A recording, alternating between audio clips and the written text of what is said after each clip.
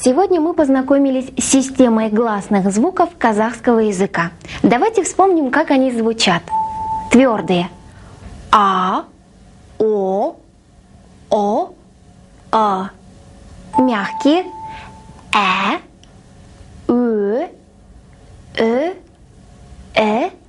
И.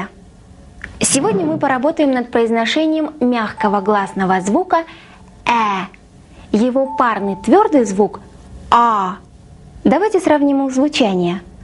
А – твердый звук, мягкий. Пожалуйста, повторите вместе со мной.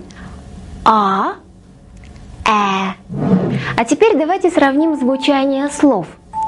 Ата, эжи. Ата, эжи. Ата звучит твердо, потому что в нем твердые гласные звуки. Эжи – мягкое слово, потому что в нем присутствуют мягкие гласные звуки. И еще один подобный пример. Ага, эпки. Ага – твердое слово. Эпки – мягкое. Гласного мягкого нет в русской звуковой системе, но есть аналоги звучания. Например, в слове мяч. Давайте произнесем это слово долго и распевно. Мяч. Тянем звук после м. И сразу же произнесем казахское слово эки. Уже лучше? Получается?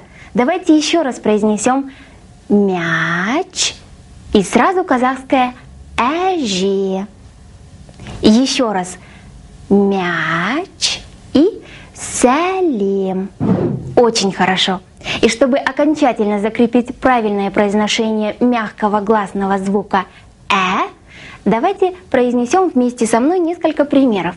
Я думаю, для вас это будет несложно, если вы вспомните звучание слова мяч.